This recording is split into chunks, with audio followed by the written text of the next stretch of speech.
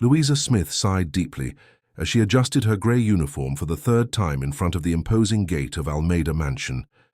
The rideshare driver had already left, leaving her alone before the residence that looked more like a modern palace nestled high in Kensington, London. At 26, with a pedagogy degree tucked away in a drawer and a 5-year-old daughter waiting at home, she swallowed her pride and pressed the intercom. Almeida Mansion, who is it? A formal female voice echoed through the device. Good morning, I'm Louisa Smith, the new employee. The gate slid open silently, revealing a meticulously maintained garden. Imperial palm trees lined the stone path leading to the main entrance. Louisa took a deep breath, smelling the perfume of orchids cultivated in small side gardens. For a moment, she admired the beauty of the place, before remembering that she was there not as a visitor, but as an employee. A middle-aged man wearing a straw hat and simple clothes waved from a flower bed. Welcome, young lady. I'm Anthony, the gardener. He smiled, the wrinkles around his eyes deepening. First time working in a rich person's house? Is it that obvious? Louisa forced a smile. Nervousness always gives it away. Anthony pointed towards the house. Mrs. Wilhelmina is waiting for you in the kitchen. It's the side entrance right there. The kitchen was a spacious room with marble countertops and equipment that looked straight out of a cooking show. An elderly woman with grey hair neatly tied in a bun moved efficiently between the cabinets. You must be Louisa, we were expecting you. I'm Wilhelmina, in charge of the kitchen. She dried her hands on her apron and extended one. You arrived on the right day, the mistress is home. Louisa noticed Wilhelmina's tone when mentioning the mistress. There was a hint of caution that did not go unnoticed. Isn't Mr. Gustav here? No, dear, he's at the company until late afternoon. You'll probably meet him tomorrow, but Ms. Camilla... Wilhelmina hesitated. Well, she likes to personally supervise the staff.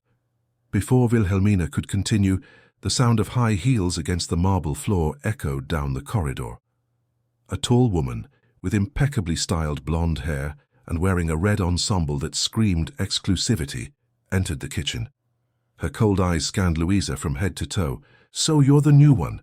It wasn't a question, it was a disdainful statement. Wilhelmina, you didn't tell me she was so young. Good morning, ma'am. I'm Louisa Smith. I have experience in household organization and... Spare me the details of your resume. Camilla Monroe interrupted her with an impatient gesture. Here you are just the maid. Wilhelmina will show you your duties, and that uniform is poorly ironed. Take care of it. Without waiting for a reply, Camilla turned and left the kitchen, leaving a trail of expensive perfume in the air. Don't worry, dear. Wilhelmina lightly squeezed Louisa's arm. Mr. Gustav is completely different. He built all this from scratch, you know. He founded his technology company 10 years ago, and today he's one of the richest men in London. Louisa absorbed the information as Wilhelmina led her through the mansion's rooms, explaining her responsibilities. The house had 5 suites, a library, a home cinema, an office, and a leisure area that included a swimming pool and a tennis court. It would be Louisa's responsibility to keep everything impeccable, with the help of a cleaning team that came twice a week. During lunch, served in the kitchen for the staff, Louisa got to know her colleagues better. In addition to Wilhelmina and Anthony, there were also 2 security guards who rotated shifts at the gatehouse. How did you get the job, Louisa? Anthony asked, between spoonfuls of the delicious stroganoff prepared by Wilhelmina. The employment agency referred me. I've been looking for work for months, ever since the school where I taught closed. With a small daughter to raise, I can't wait for the ideal job. You're a teacher. Wilhelmina seemed surprised. Graduated in pedagogy, but in the current UK, Louisa left the sentence hanging, and the others nodded, perfectly understanding the difficulties of the job market. The afternoon passed quickly between instructions and familiarizing herself with the routine. At 4 o'clock, Camilla reappeared, now accompanied by 2 equally elegant women. Louisa! Camilla's authoritative tone made everyone in the kitchen freeze. Serve tea for my friends in the winter garden, and don't forget the French biscuits that arrived yesterday. Wilhelmina quickly prepared the tray, instructing Louisa in a low voice on how to serve properly. When Louisa entered the winter garden, a stunning room with glass walls and exotic plants, the 3 women were engrossed in a conversation about jewelry. Finally, Camilla barely looked at Louisa. Put it there and serve us. While serving the tea, Louisa noticed the looks from Camilla's friends, a mixture of curiosity and disdain. "So, Camilla, tell us about the preparations for the charity auction," one of the women, with brown hair and intense red lipstick, asked. "Everything's under control. Gustav will donate a significant amount, of course. He always does that to impress investors." Camilla laughed as if her boyfriend's generosity was just a marketing strategy. "And you two, when are you making it official?" questioned the other friend, a redhead with ostentatious jewelry. "Soon, Marianne. Gustav hasn't realized it yet, but he needs a wife befitting his social standing." Camilla delicately picked up her cup. "Someone who understands the world he lives in now." Louisa maintained a neutral expression as the women continued their conversation, talking about people and places she knew nothing about. When she finished serving, Camilla dismissed her with a dismissive gesture.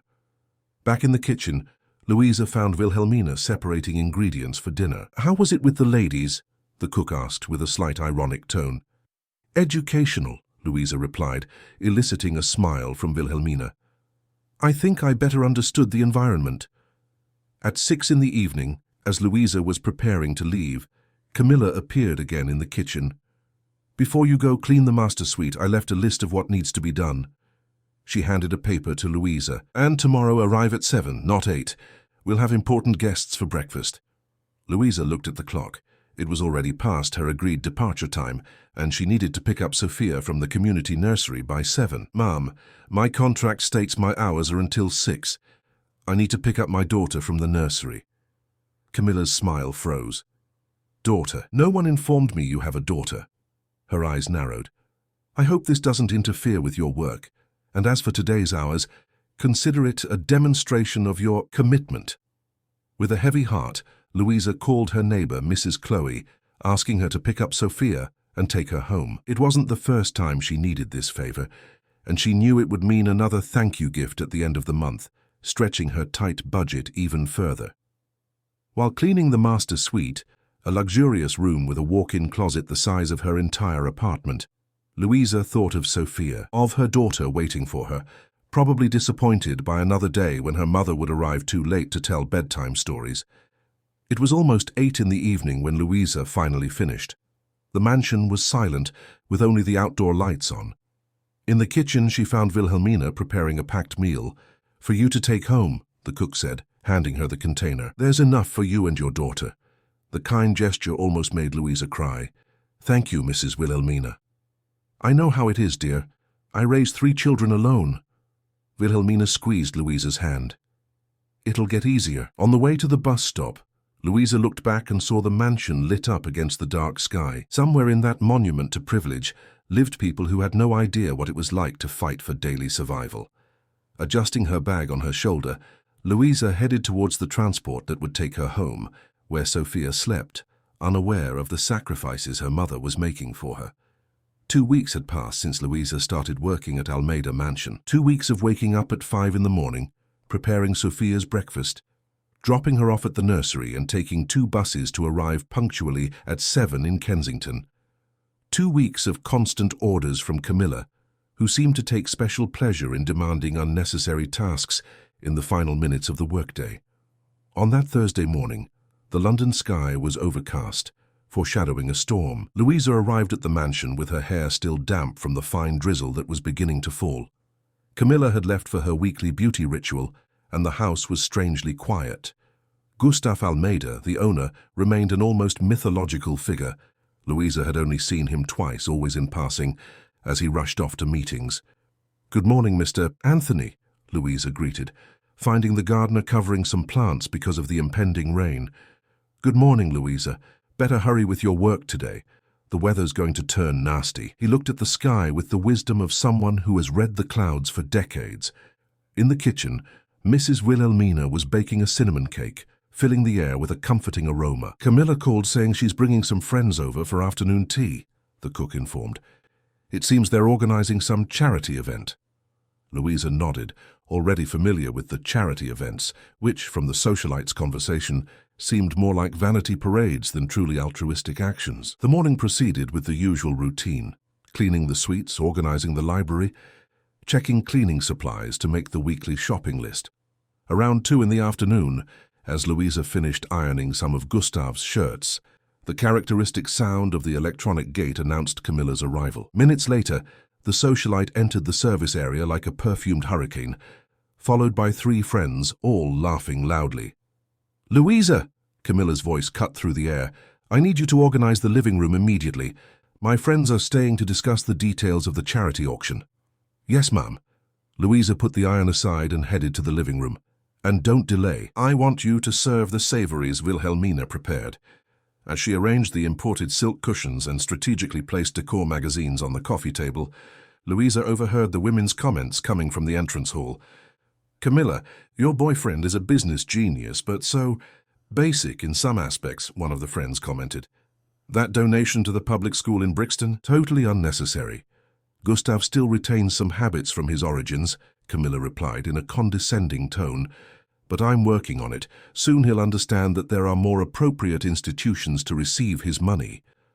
Louisa felt a pang in her chest. The school mentioned was exactly where Sophia studied, one of the few in the neighborhood with a decent structure, thanks to donations from businessmen like Gustav Almeida. When she finished organizing the living room, she went to the kitchen to get the savories. Mrs. Wilhelmina greeted her with an understanding look. "Don't let them get to you," she whispered as she arranged the delicacies on a silver tray. "They are empty people." Louisa served the women and was about to withdraw when Camilla called her again. "Louisa, before you go back to your duties, I need you to take these rubbish bags outside." She pointed to 3 large black bags in the corner of the room. "They're the packaging from the flower arrangements that arrived for the event. I don't want this material inside the house." Louisa noticed that the bags seemed excessively heavy to contain only flower packaging. When she tried to lift the first one, she confirmed her suspicion.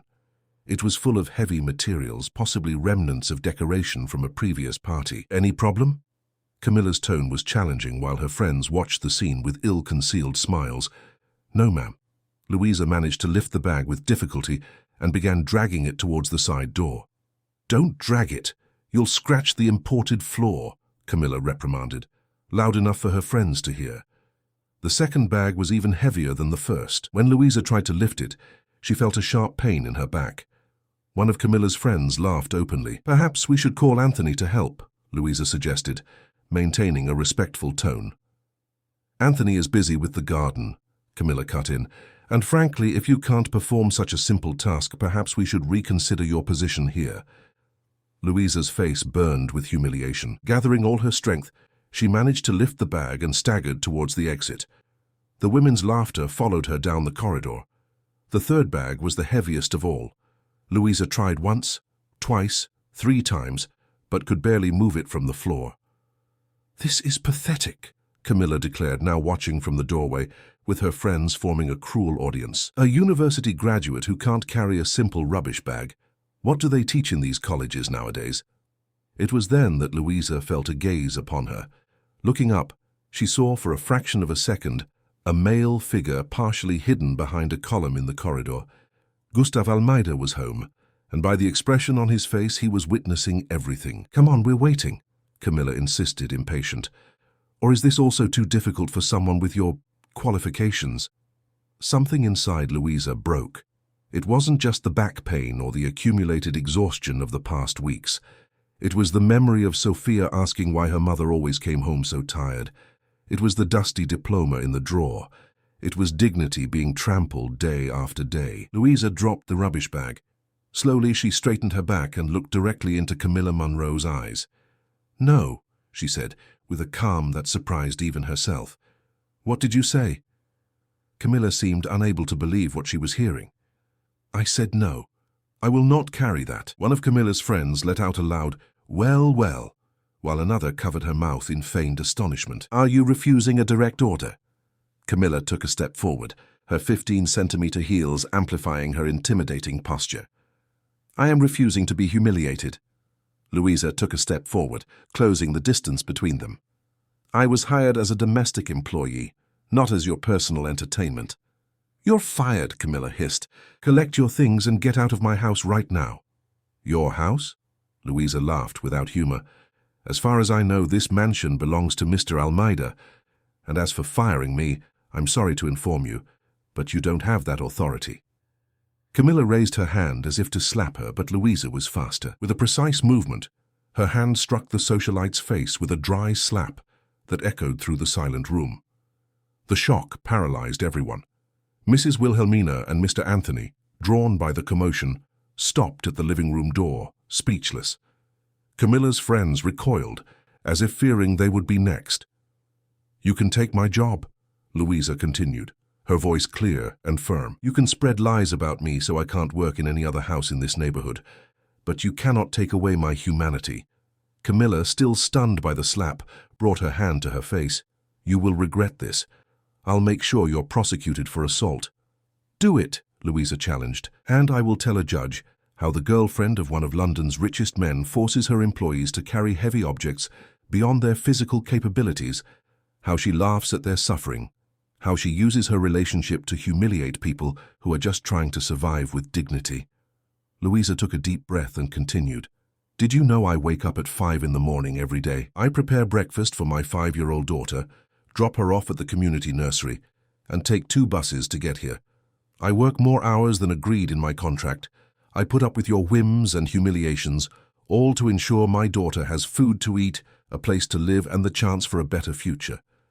A dense silence fell over the room. Even Camilla's friends seemed uncomfortable now. "The difference between us, Ms. Monroe, is that I still know what it means to be human. I can leave this house today without a job, but you will have to live with the memory that someone finally had the courage to stand up to you." Camilla seemed to have regained her composure. Her face was now red with fury. "Did you hear that? She assaulted me. Anthony, call security immediately." To everyone's surprise, it was Mr. Anthony who stepped forward, placing himself beside Louisa.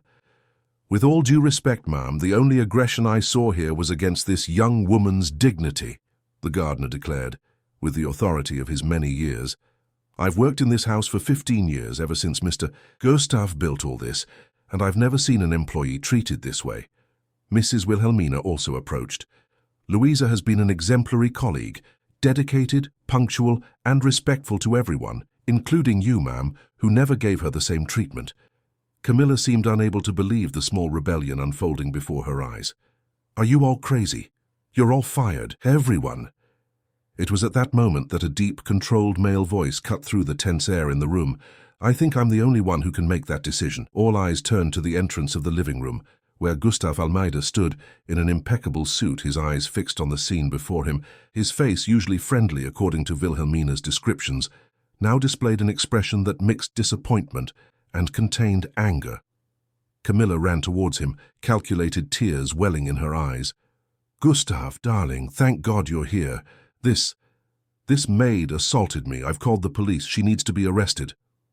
Gustav made no move to hug or comfort her. Instead, his next words fell like stones into the silence of the room. "I saw everything, Camilla. I was here the whole time." Camilla's expression instantly transformed. The theatrical tears gave way to a barely disguised look of panic. "What do you mean, you saw everything?" Her voice, previously melodramatic, now sounded small.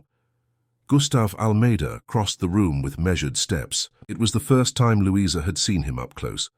Tall, broad-shouldered, with dark hair and graying temples, and dark brown eyes that now conveyed contained indignation. He wore an impeccable charcoal suit that, as Louisa realized, she herself had ironed the day before. "I came back from the office early. I had a headache and wanted to rest a bit." He stopped a few feet from Camilla, maintaining a distance that seemed both physical and emotional. "I heard raised voices and stayed to watch. I saw you forcing Louisa to carry clearly 2 heavy bags. I saw you laughing at her difficulty with your friends. I saw the humiliation you deliberately inflicted on an employee in my home." Camilla's friends, previously so participative in the spectacle of cruelty, now seemed to want to disappear. One of them mumbled something about an unmissable engagement, but no one moved. "Gustav, you don't understand." Camilla tried to regain her composure. "She was being insubordinate, and then she assaulted me. This is a police matter." Gustav turned to Louisa, who remained standing, surprisingly calm. "Miss Santos, I offer my sincere apologies for the treatment you received." His voice was different now, gentle and laden with genuine regret.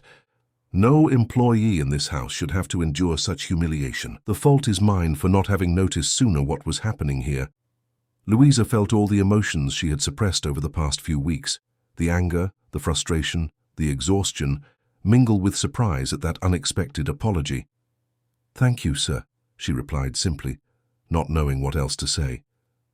Gustav then turned to Mr. Anthony and Mrs. Eleanor. "Thank you for standing up for what is right.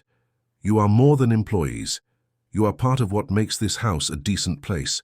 This will not be forgotten." Camilla, seeing herself losing ground, changed tactics.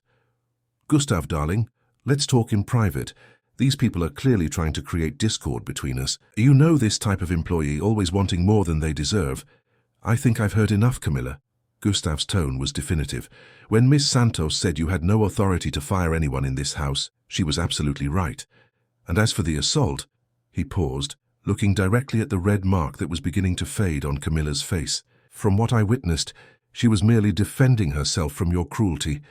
If anyone was assaulted here, it was her dignity." Camilla's friends now discreetly moved towards the exit, muttering inaudible apologies. The situation had transformed into a spectacle of a different kind, and none of them wanted to be part of it. "You may go," Gustav said to the visitors without taking his eyes off Camilla. "My chauffeur can take you if necessary." When the three women finally left, a tense silence filled the room. Mrs. Eleanor made a move to withdraw as well, but Gustav stopped her with a gesture. "Please stay," he requested. "What I have to say concerns everyone in this house." Camilla seemed to have finally grasped the gravity of the situation. Her posture changed, her shoulders slumped slightly, and she tried a more conciliatory approach. "Gustav, I admit I may have been a little harsh, but you know how important it is to maintain discipline with the staff. My mother always says—" "2 years," Gustav interrupted her, his voice low, almost a whisper. "2 years of my time, Camilla. 2 years believing I was building something real with you." "And we are." Camilla approached, trying to touch his arm, but he recoiled. "This is just a misunderstanding. You're overreacting because of some employee." "Some employee?" Gustav repeated incredulously. "Is that how you see people? As disposable pieces without value beyond the function they perform for you?" Anthony, Eleanor, and Louisa remained motionless, unwilling witnesses to the reckoning that seemed inevitable. "What I saw today wasn't a slip-up, Camilla. It was the revelation of your true character." Gustav took a deep breath, like someone making a difficult but necessary decision. "Our relationship is over." Camilla turned pale. "You can't be serious because of a slap from a maid. Gustav, think of everything we've built, the people we've met, the events, our social standing." "Social standing," he repeated with a bitter smile. "That's all that matters to you, isn't it? Appearances, status, what others think. I was loving an illusion. You'll regret this." Camilla's voice trembled, but her eyes hardened. "When this anger passes, you'll realize the mistake you're making. My only mistake was not seeing who you really are sooner." Gustav walked away, heading towards the window. For a few moments he observed the garden meticulously tended by Anthony, the flowers enduring the drizzle that was now falling more intensely. "I want you out of my house today. Now." "You can't be serious." "I've never been more serious in my life." He turned to face her. "I'll send your things to your mother's apartment. Don't come back here." The words, spoken with such calm and conviction, seemed to have finally penetrated Camilla's barrier of denial. Her shoulders dropped, and for an instant, Louisa thought she saw a genuine vulnerability in her eyes. Perhaps the realization of what she had lost, not just the relationship, but a real chance to be a better person. "You'll regret this, Gustav." Camilla regained her posture, the momentary fragility replaced by a calculated coldness. "When you realize what you've thrown away today, it will be too late." Without waiting for a response, she grabbed her designer handbag and walked towards the exit, her heels echoing as a final reminder of her presence. She stopped briefly as she passed Louisa, looking at her with a mixture of hatred and contempt. For a second it seemed she would say something, but merely continued on her way. The sound of the front door closing forcefully reverberated through the mansion. A strange and liberating silence filled the room. Gustav ran a hand over his face, suddenly looking tired. He turned to the 3 employees who remained motionless. "I apologize to all of you for having witnessed that." His tone was sincere, almost vulnerable. "And, more importantly, I apologize for any ill treatment you may have received while I was blind." Mrs. Eleanor was the first to speak.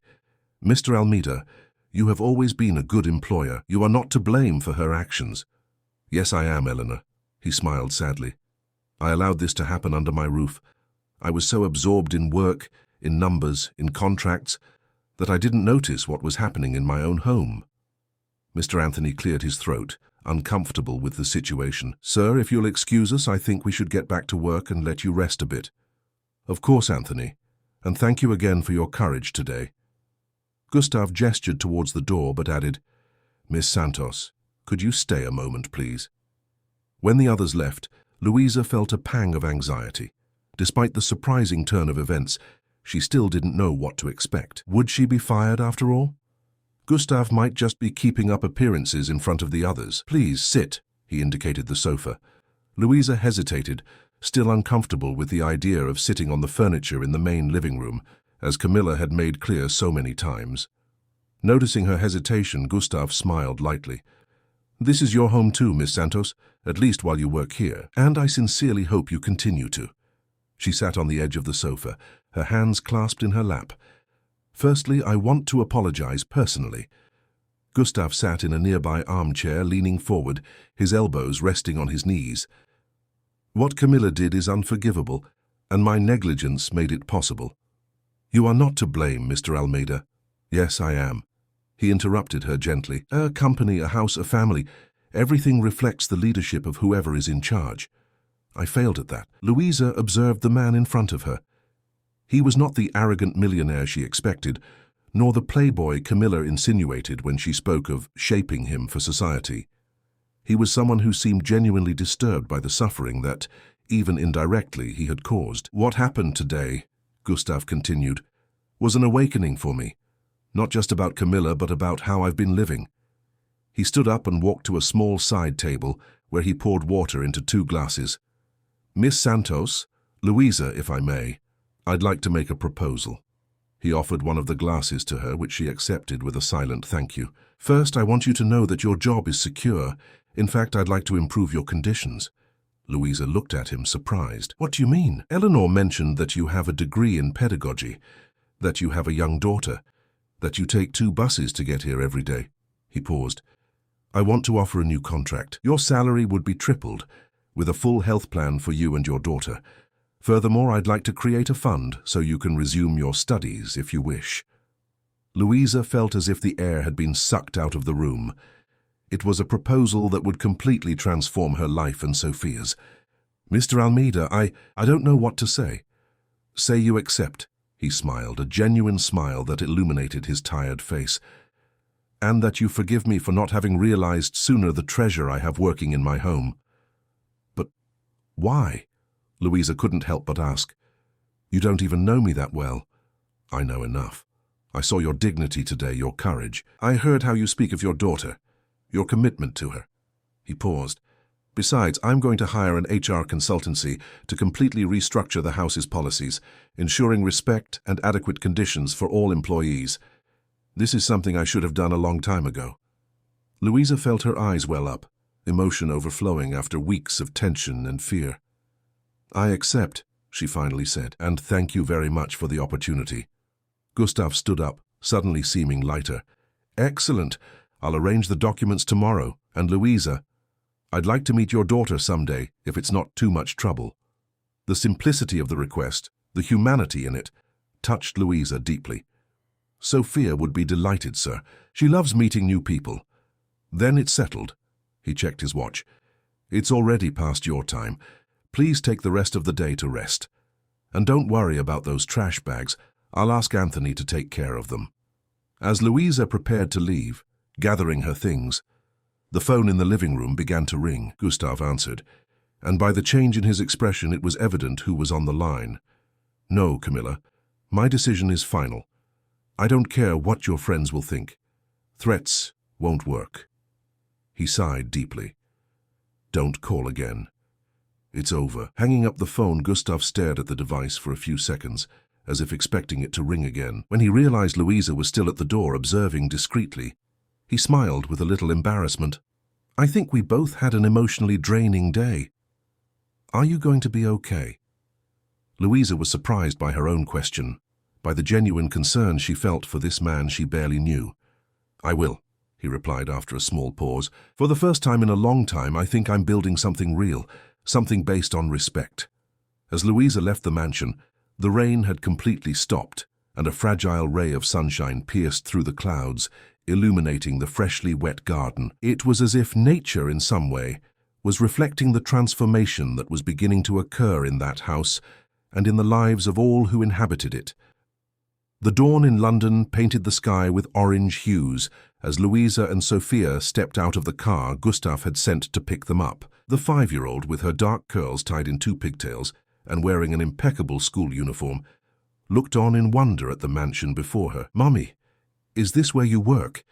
It looks like a castle." Sophia held Louisa's hand tightly as they ascended the steps of the main entrance, no longer the service entrance Louisa used to use. "Yes, honey. And today you're going to meet the owner of the castle." Louisa smiled, adjusting the colourful backpack on the girl's back. "Remember we talked about Mr. Almeida, the man who fought with the wicked witch who yelled at you?" Sophia asked, with the disarming honesty typical of children. Louisa held back a laugh. She had told her daughter a softened version of the events of the previous week, but Sophia, with her childlike perceptiveness, had captured the essence of the story. "Sophia, we can't call Mrs. Montero a wicked witch." Louisa tried to maintain a serious tone, but her eyes betrayed her amusement. She just didn't know how to be kind. 3 weeks had passed since the confrontation with Camilla, and the surprising turnaround in her professional life. The new contract promised by Gustav had materialized the very next day. Tripled salary, a premium health plan for her and Sophia, a substantial educational fund, and, surprisingly, the option to live in a guest house at the back of the property, an offer Louisa accepted after hesitating for a few days. The move would significantly reduce her expenses for rent and transportation, as well as provide Sophia with a safe and spacious environment to play. Mrs. Eleanor greeted the two at the door with a warm smile and a tight hug for Sophia. "So this is the famous Sophie. I'll finally meet the princess from your mother's stories." The cook bent down to be at the girl's height. "Did you know I made chocolate chip cookies especially for you?" Sophia's eyes lit up. "Really? Can I eat them now?" "Sophia," Louisa gently reprimanded her. "Good morning first, cookies later." "Good morning, Mrs. Eleanor." Sophia corrected herself promptly, displaying a smile where a front tooth was missing. "Do you have cookies?" The two women laughed, and Eleanor led the little visitor to the kitchen, where a glass of milk already awaited alongside the promised cookies. Louisa followed them, amazed by the change in atmosphere at the mansion. The atmosphere, previously tense and oppressive, now seemed lighter, more welcoming.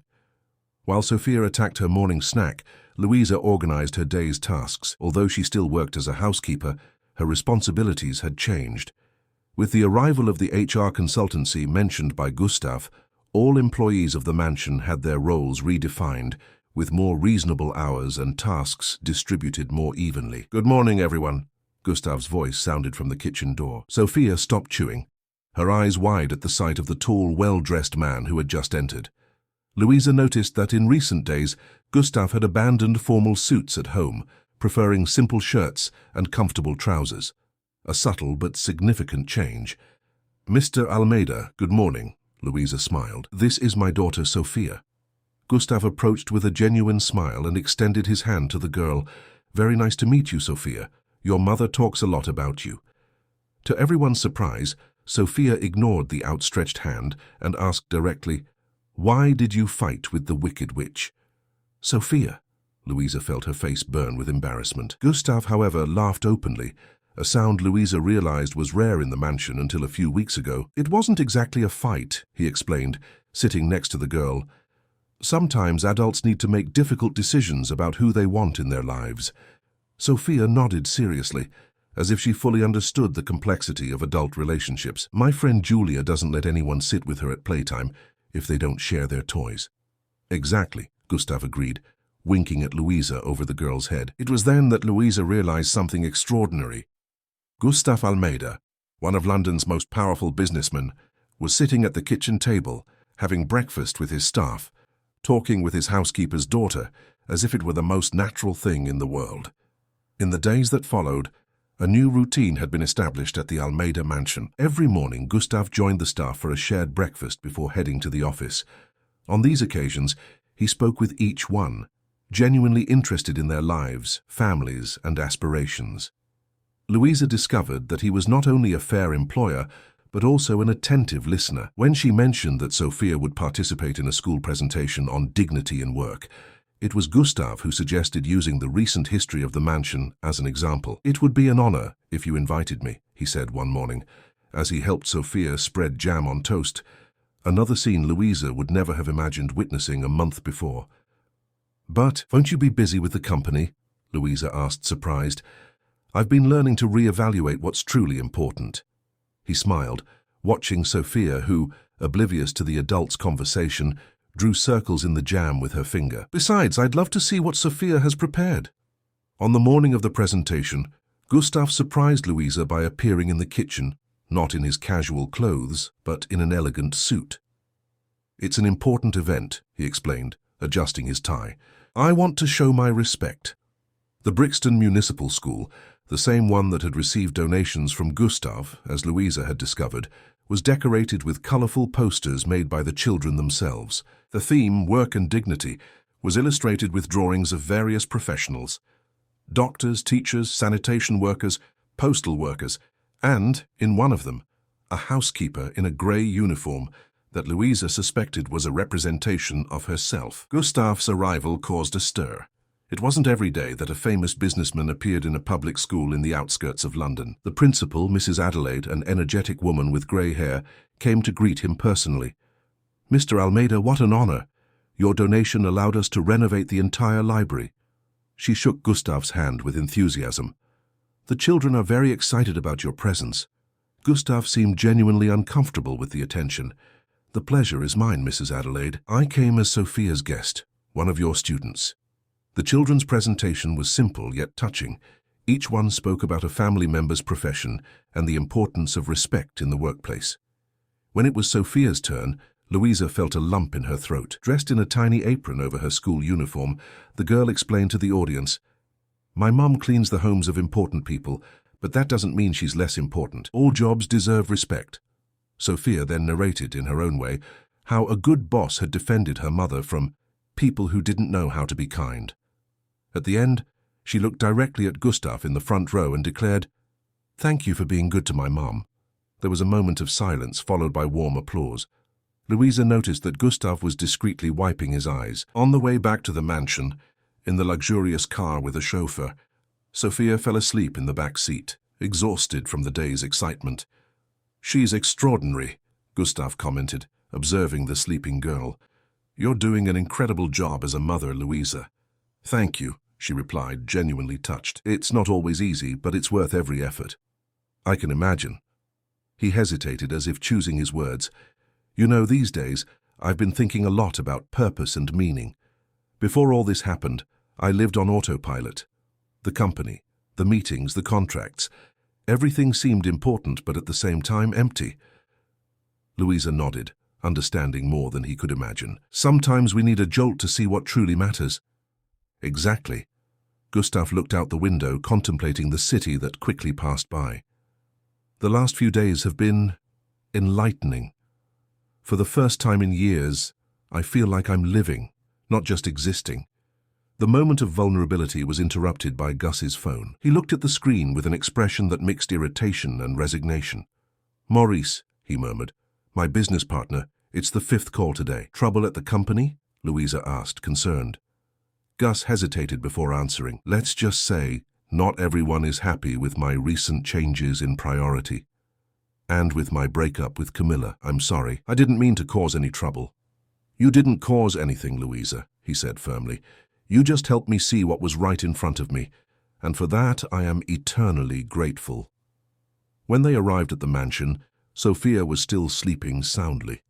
Gus, without hesitation, offered to carry her to the guest house where they now lived. Gently he settled the girl in his arms and followed Louisa through the garden, illuminated by the last rays of the setting sun. His cell phone rang again in his pocket. He ignored it.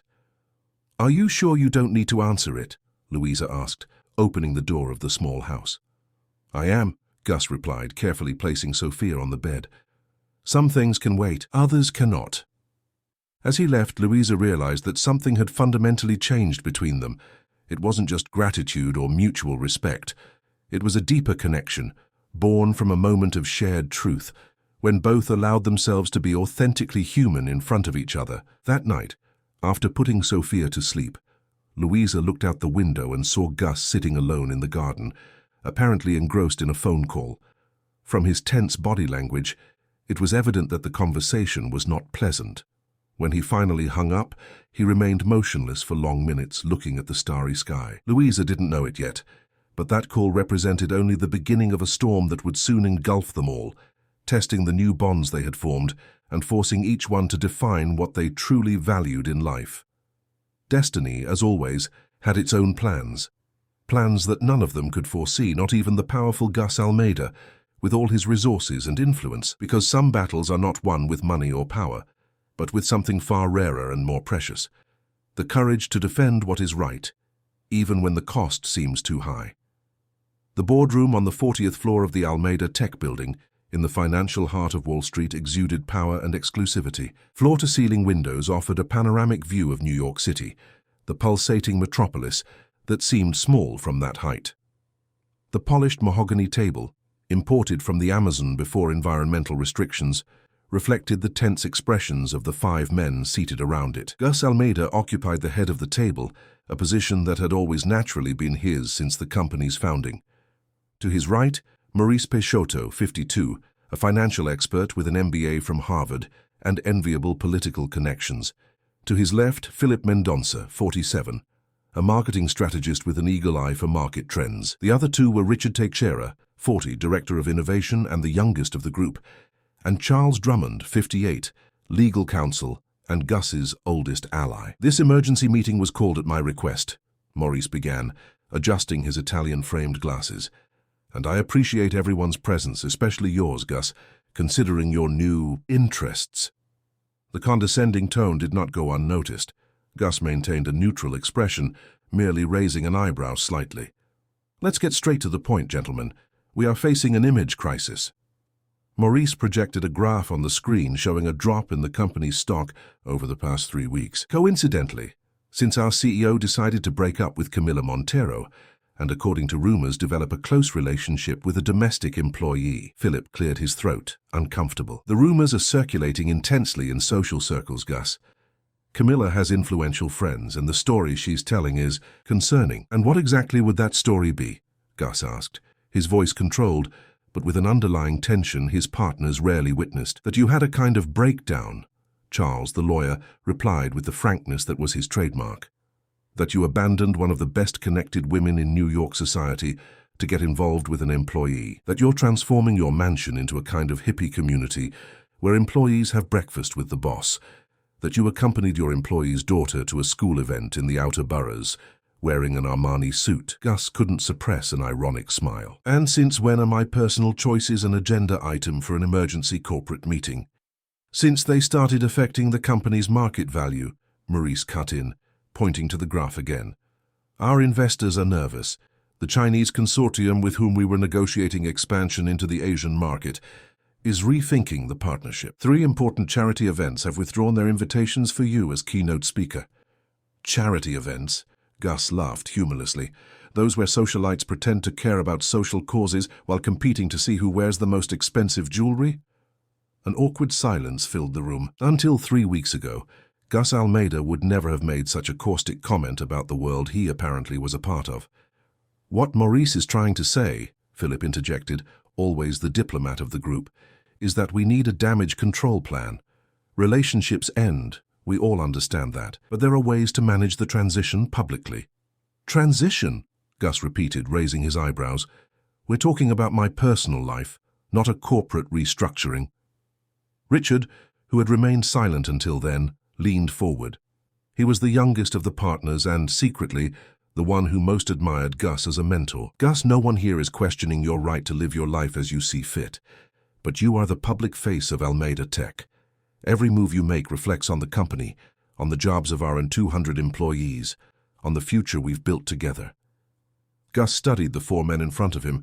He had known them for years, trusted them to build his empire. Until that moment, he had never questioned the alignment of their values. What exactly are you suggesting? He finally asked. Maurice slid a folder towards Gus. A communication plan prepared by the PR team.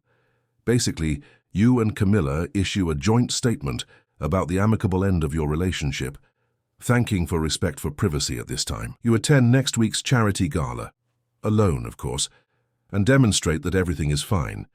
Meanwhile, you keep your new friendships more discreet. New friendships, Gus repeated, flipping through the folder without really reading its content.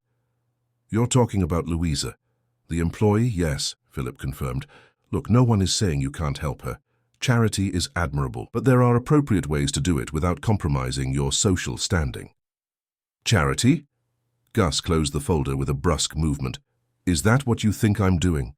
Charity? Call it what you want, Maurice interrupted impatiently. The point is you have a responsibility to this company, to its shareholders, to all of us. You can't just throw everything away because of whatever this is. Gus slowly stood up, resting his hands on the table. When he spoke, his voice was dangerously calm. I'm going to clarify a few things, as there seems to be some confusion. First, there is absolutely nothing romantic between Louisa Santos and me. She is a competent employee who was mistreated under my roof by someone I trusted. Second, I am not having a breakdown. For the first time in a long time, I am seeing clearly. And third, what I do in my home, with my time and my money, is not open for a vote at this table. Charles, the lawyer, sighed deeply. Gus, we are your friends as well as partners. We are concerned. In recent days, you have been making unusual decisions. Unusual? Gus tilted his head, curious. The HR consultancy for your domestic staff.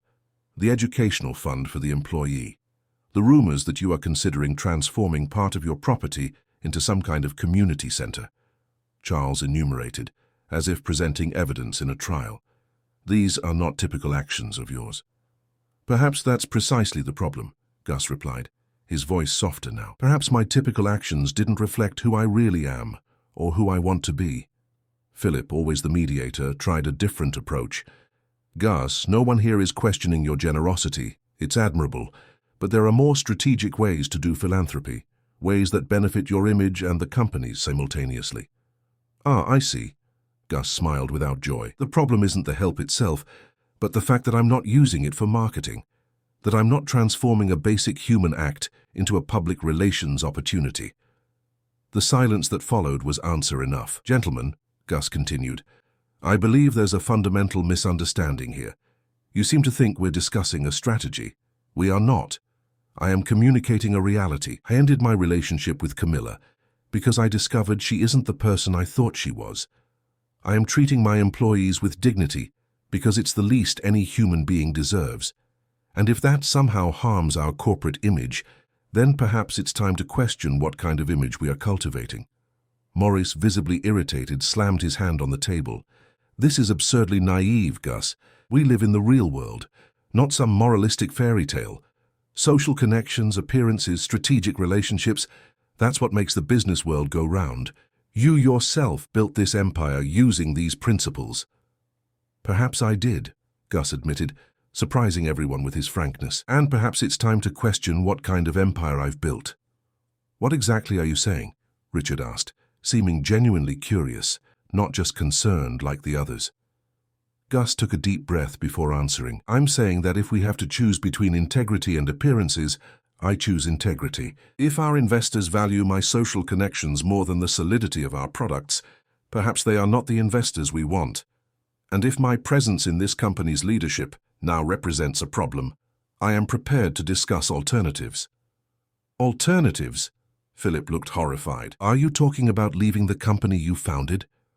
I'm talking about being true to the values that truly matter, Gus corrected, even if that means sacrifices. Maurice let out an incredulous laugh. This is insane. Are you willing to throw away everything we've built because a domestic employee brainwashed you somehow? Because a 5-year-old girl looked at you with puppy dog eyes? Gus's expression hardened instantly. When he spoke, his voice had an edge that made Maurice instinctively recoil. Never refer to Louisa or Sophia that way again. Never again. The silence that followed was electric. The 5 men who for years had shared a worldview now seemed to inhabit completely different realities. "You think you're seeing the situation clearly," Gus continued, calmer. "But the truth is, we've all been living in an artificial bubble, a world where a person's worth is measured by their social status, where relationships are evaluated by their strategic potential, where even charity is calculated by its image return. And the saddest part? We didn't even realize how sick that is." "That's how the world works, Gus," Philip insisted, almost pleadingly. "No, Philip. That's how we choose to make the world work." Gus closed the public relations folder and returned it to Morris. "I will not participate in this plan.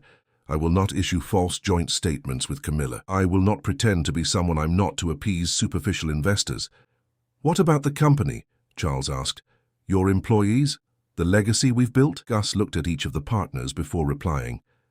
"If our legacy cannot survive honesty and integrity, what kind of legacy have we truly built?" "Is this an ultimatum?" Maurice's voice was filled with disbelief. "No," Gus replied. "It's a choice. My choice. And if that means our paths must diverge, I am prepared for that consequence." Pushing his chair back, Gus stood up. "The meeting is adjourned. I will take the necessary steps to ensure that my departure, if it comes to that, is as least damaging as possible for the company." "You can't be serious." Philip seemed genuinely shaken. "I've never been more serious in my entire life." Gus walked towards the door but stopped before leaving. "Gentlemen, I've spent my whole life building a company. Now I realize that in the process, I almost lost something far more valuable, my humanity. I am not willing to sacrifice that for more contracts or social approval. I'd rather lose business than lose my soul."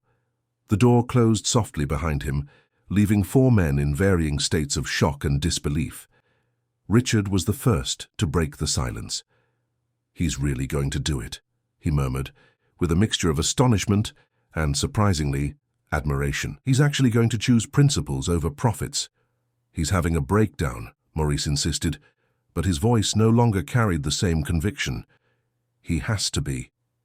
Charles, the lawyer, who had known Gus longer than anyone, slowly shook his head. "No, Maurice. For the first time in many years, I think Gus Almeida is perfectly sane." Meanwhile, in the building's parking lot, Gus sat in his car, his hands still trembling slightly. His phone kept vibrating, probably the partners trying to reach him, convince him to reconsider. Instead of answering, he typed a quick message. "Louisa, could you meet me at the mansion at 7 p.m? I have an important proposal to discuss. Please bring Sophia." As he drove through the congested streets of New York City, he felt a strange sensation, as if an enormous weight had been lifted from his shoulders. He had just risked the company he had built his entire adult life. He could lose millions, his status, his connections. And yet, for the first time in years, he felt absolutely at peace with his choices. As the sun began to set behind the concrete skyscrapers, Gus Almeida smiled. Some losses, he realized, are actually the greatest gains one can have. 6 months later, the autumn sun gilded the treetops in the garden of the Almeida mansion, now almost unrecognizable to those who had known it before. What was once a meticulously cared-for space to impress occasional visitors had transformed into something completely different, alive, functional, and above all, human. Where a private golf course once stood, a cluster of modern, sustainable buildings now rose, constructed with certified wood and solar energy. A simple yet elegant sign identified the location: New Paths Training Center. Louisa Santos, wearing a professional navy blue outfit that had replaced her old gray uniform, walked briskly down the main corridor of the center. Under her arm, she carried a folder with the documents she needed to review before that afternoon's ceremony, the first official graduation of the institution she had helped create. "Good morning, coordinator."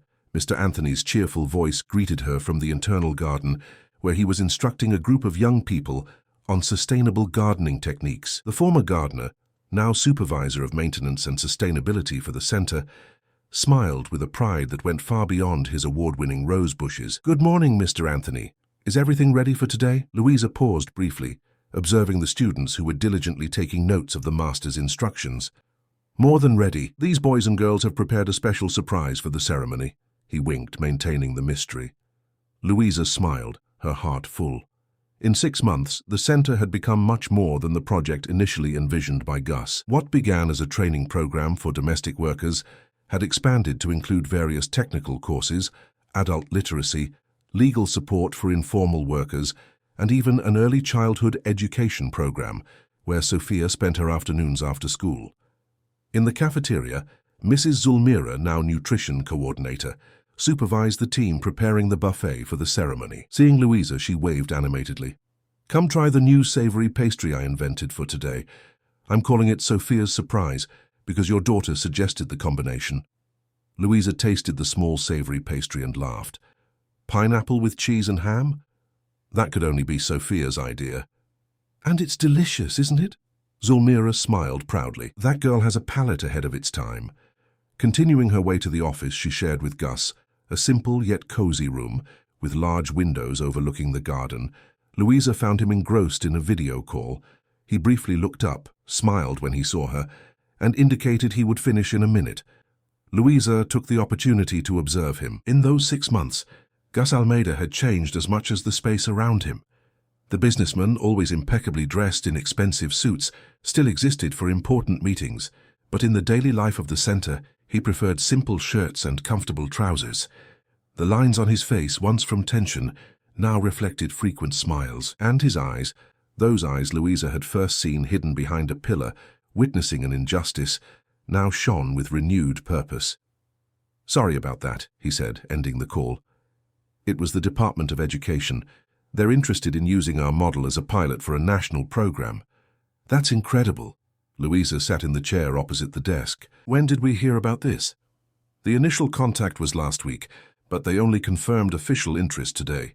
He smiled, running a hand through his hair, a gesture Louisa had learned to recognize as a sign of contained excitement. "Apparently, our post-course employability rates were quite impressive." Louisa nodded, proud. Over 80% of the first graduating class had already secured formal employment, with an official contract and all guaranteed rights, a remarkable achievement considering the vulnerable profile of most students. "And what about the surprise you promised Sophia? Have you decided when you'll tell her?" Gus's smile widened. "I thought I'd announce it today during the ceremony. What do you think?" "She's going to go crazy with happiness," Louisa replied, feeling her eyes well up. "A complete elementary school with Montessori pedagogy, open to the community. It's more than I could ever dream of." "And with you as pedagogical director," Gustav added. "After all, it's not every day we find a trained pedagogue with your social sensitivity." Louisa blushed slightly. She still hadn't completely gotten used to Gustav's direct compliments. The past 6 months had transformed not only her material circumstances, but also the dynamic between them. From an initial employer-employee relationship, they had evolved into partners in a social transformation project, and then gradually into something more, a deep friendship based on mutual respect and admiration. "Speaking of social sensitivity," she changed the subject, consulting her tablet, 3 press outlets, 2 city council members, and 1 alderman have confirmed their presence at the ceremony. It seems we're finally attracting the right kind of attention, as long as it's not for the wrong reasons," Gustav commented with a slight frown. Louisa knew exactly what he was referring to. In the first few months after his departure from Almeida Technologies, a separation that ended up being more amicable than expected, with Richard taking over the presidency, the tabloids had feasted on speculations about the millionaire's mental breakdown or his alleged scandalous romance with the housekeeper. Camilla, of course, had actively contributed to these rumors. "Don't worry," Louisa reassured him. "This time the focus is entirely on the center's work. The results speak for themselves." The morning passed quickly amidst the final preparations for the ceremony. By 3 in the afternoon, the newly built auditorium was already almost full. Graduates' families, representatives from partner companies, journalists, and curious onlookers filled the chairs arranged in a semicircle. On stage, 60 students in blue gowns awaited the moment to receive their certificates. Louisa, standing backstage, adjusted the emerald green dress she had bought especially for the occasion. Sophia, beside her, wore a white dress with a sash the same color as her mother's, and nervously rehearsed the words she would say. "What if I forget, Mommy?" asked the girl, now 6.5 years old, biting her lower lip in a gesture that mirrored Louisa's. "You won't forget, sweetheart. And even if you stumble over a word, it's okay. The important thing is to speak from the heart." Louisa bent down to adjust the bow in her daughter's hair. Like you and Uncle Gustav always do? Sophia smiled, revealing the gap where her front teeth had grown in crookedly. Exactly. Louisa felt a wave of affection. Uncle Gustav was the term Sophia had spontaneously adopted to refer to Gustav, and although he had seemed surprised at first, he soon embraced the title with evident satisfaction. The ceremony began punctually. Gustav opened the event with a brief speech about dignity and opportunity, carefully avoiding any tone of charity or superiority. Then Louisa presented the center's numbers and achievements in its first 6 months, impressive data that drew spontaneous applause from the audience. After the certificates were awarded, when emotions were at their peak, Sophia went up on stage. With the microphone adjusted to her height, she looked at the audience with an adorable seriousness. Hi, I'm Sophia Santos and I'm 6½. My mom asked me to talk about kind people. She paused, looking directly at where Gustav was sitting. Before I thought rich people were always mean, like in stories. But Uncle Gustav taught me that it doesn't matter how much money a person has. What matters is their heart. A murmur of awe rippled through the auditorium. At my school, my teacher said that kindness begets kindness. It's like a plant that grows when you take care of it. Here at this center, many people planted kindness, and look how much it has grown. She spread her arms, indicating the entire space around her. My mom says that one act of courage can change everything, and I think she's right. Thank you. The audience erupted in enthusiastic applause as Sophia, with a radiant smile, ran to hug her mother. Louisa picked her up, feeling tears of pride stream down her face. It was at that moment that Louisa noticed, sitting discreetly in the last row of the auditorium, a familiar face. Richard Teixeira, Gustav's younger former partner and current CEO of Almeida Technologies. He hadn't confirmed his presence, nor was there any indication he would come. Nevertheless, there he was, applauding with genuine enthusiasm. When the formal ceremony ended and the guests headed to the cocktail reception in the garden, Richard approached Gustav. Louisa, busy with Sophia, observed the interaction from a distance. What began as a formal greeting quickly turned into an animated conversation. At one point, the two men embraced, sealing what appeared to be a reconciliation.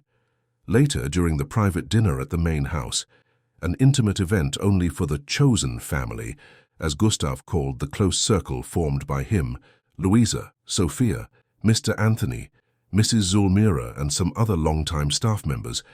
Richard joined them as a special guest. "A toast," Richard proposed, raising his glass, to the man everyone thought was having a breakdown when in fact he was finding his true purpose. "Hearing you talk like that, it almost sounds like it was easy," Gustav laughed, but his eyes reflected gratitude for the recognition. "I never thought I'd say this," Richard continued, "but you were right, Gustav. Almeida Technologies didn't suffer from your departure. In fact, after we implemented some of your suggestions regarding corporate social responsibility, our reputation significantly improved. Even Morris admitted it, although he would never say it out loud." "And Camilla?" asked Mrs. Zulmira, ever direct. "Still spreading stories?" Richard shrugged. "Apparently she found a new millionaire to mold, an agribusiness entrepreneur from what I heard. Poor fellow." The entire table laughed. The tension of the previous months finally completely dissipated. It was Sophia who, with the innocence of children, asked the question that would change the course of that night. "Uncle Gustav, are you happy?" The table fell silent. All eyes turned to Gustav. He looked at the girl, then at Louisa, and finally at the group gathered around the table. "Yes, Sophia," he replied with a sincerity no one could doubt. "For the first time in a long time, I am truly happy." "Why?" the girl insisted, curious. Gustav thought for a moment before answering. "Because I discovered that happiness comes from making a difference in the lives of others. From building something with meaning, not just financial value. From being surrounded by people who accept us for who we are, not for what we own." His gaze met Louisa's, and a silent communication passed between them. The acknowledgement of a shared journey that had transformed both of them in ways they could never have foreseen. Later, when the guests had already left and Sophia was sleeping soundly, Gustav and Louisa walked through the garden, lit only by the moon and a few strategically placed lanterns. "Do you remember that day?" Gustav asked, stopping exactly at the spot where, 6 months earlier, Louisa had confronted Camilla. "How could I forget?" Louisa smiled. It was the day my life turned upside down. Mine too. Gustav took a deep breath, admiring the starry sky. You know, when I proposed the center, I thought I was offering an opportunity to others. I didn't realize that in fact I was giving myself a second chance. A second chance for what? To live authentically, to build something that reflects my true values, not just what society expects from a man in my position. Louisa nodded, understanding perfectly. She too had received a second chance, to use her education, to provide a better future for Sophia, to reclaim her dignity. And now, with the school, Gustav continued, the enthusiasm evident in his voice, we can truly make a difference from the very beginning. Quality education, accessible to all, based on respect and the appreciation of human potential. It's a dream come true, Louisa agreed. For me, for the community, for families who would never be able to afford such an education. I want you to be more than the pedagogical director, Gustav said suddenly. I want you to be my full partner in this project, to have equal participation in decisions, in the vision, in everything. Louisa felt her heart quicken. Are you sure? It's an enormous responsibility. I am absolutely certain. He smiled, his eyes reflecting the moonlight. In fact, I've been thinking a lot about partnership lately, about how we find strength in complementarity, about how two people with aligned values can build something greater than the sum of their parts. There was something in the way Gustav spoke, in the intensity of his gaze, that made Louisa hold her breath momentarily. What exactly are we discussing here, Gustav? Future, he replied simply. Possibilities. What happens when two people discover they are better together than apart? Louisa felt a blush rise to her face. In recent months, their relationship had evolved into a deep friendship, but both had been careful to maintain clear boundaries. There were too many vulnerabilities, too many complex life stories to rush any transition. I'm suggesting we continue this conversation, Gustav added, noticing her discomfort. Not today, not tomorrow, when we're ready. Without rushing, without pressure. Just the certainty that, whatever path we choose, it will be based on mutual respect and shared values. Louisa smiled, feeling a wave of gratitude for his sensitivity. That sounds perfect to me. They continued walking in comfortable silence until they reached an area recently prepared for planting, where small plaques identified the space for different species. What do you think about planting a tree here? Gustav suggested. To mark this day, this phase of our lives. A tree of what? Yellow ipe, he replied promptly. It blooms even in adverse conditions. It transforms the surrounding landscape. It withstands time. Seems appropriate, don't you think? Louisa nodded, moved by the unspoken metaphor. Sophia would love to help plant it. Tomorrow, then. The three of us together. As they walked back to the manor, which was now much more a home than a status symbol, Louisa reflected on the extraordinary journey that had brought her there. From a humiliated housekeeper to a respected educational coordinator. From a single mother struggling with unemployment to a woman capable of providing a brilliant future for her daughter. From someone who merely survived to someone who genuinely thrives. And by her side walked a man who had abandoned the empire he built to rediscover his humanity, who had traded power for purpose, status for meaning, appearances for authenticity. The world outside would probably still judge them, the millionaire who lost his mind and the housekeeper who got lucky. But here, in this garden where everything had begun with an act of courage, they knew the truth. Neither of them had lost anything of real value. On the contrary, they had gained something infinitely more precious. The chance to live according to their deepest values and create something lasting that would benefit generations. Sophia was right, Louisa thought.